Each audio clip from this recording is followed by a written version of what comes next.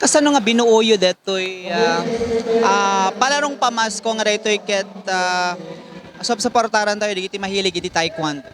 Actually, it was really hard nga nakarigrigat iti kapasamak detoy kasi barbaro na klaeng nga nagtugaw iti posisyon kas SK Federation President iti Claveria ket iti nagkalabas nga administrasyon nausarmet dagiti pondo nga napintas iti daduma pay nga proyekto iso talaga nga basit han umanay pero inkakalikaguman mi nga nagkita iti available nga pondo tapno laeng ikanti fund detoy nga Mayor Gilian niya po Taekwondo Interclub Championship 2023 kasi kayat mi nga talagamet nga aktibo iti Disyembre aglalo dagiti para kadagiti ubing sir nga adda dagiti ganwat gamin nga dagitoy nga programa ket mangipakita met iti suporta aglalo ken ni Apo Mayor Lucille Angelos Gilian niya po kaisuna nga talaga iti nangkita nga inangited ti letter kanya kinted na itay letter iti taekwondo nga ako na balong kita man laeng no anay ti maitulong mo kadetoy iso talaga nga inkalikaguman mi met nga inikan iti pondo para kadagiti ubing nga maseknan mi.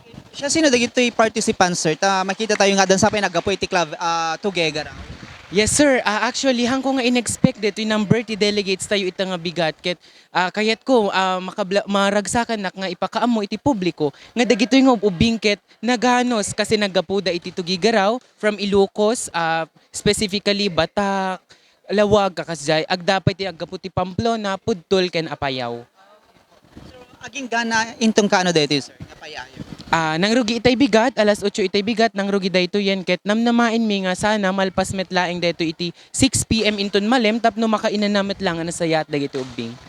Aside ka iti taekwondo, ano pinagitay project yo or activities iti karitoy holiday season kada kay nga kabataan iti Claveria?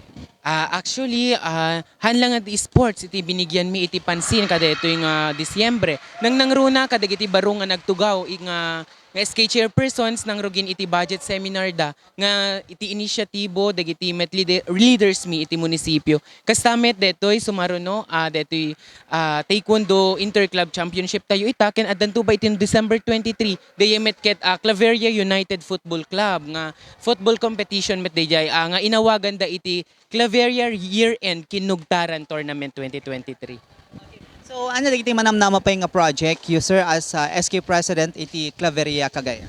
Kas chairperson iti Committee on Sports, Youth and Development iti Sangguniang Bayan, kayat ko nga ikan talaga iti importansya dagiti kabataan aglalo dagiti naduma-duma nga naka-implementa iti programa, proyekto ken activities nga para iti kabataan. Ket ti sumaruno dagitoy namnamaek nga adda iti municipal meet mi manen kas prepare iti dagiti delegates mi met nga mapan iti higher meet iti sports competition. So, any message ka dagiti kabataan kang nunana dagiti mga rarakop iti sports kaya dagiti naduma-duma nga ayayam?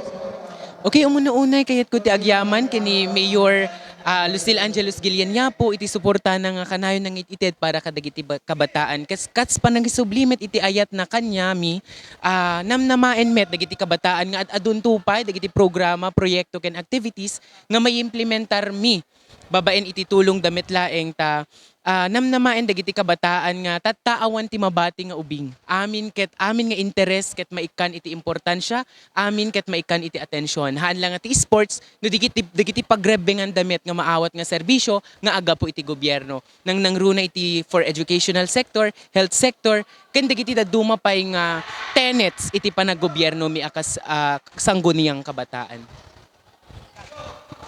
Kapag gamison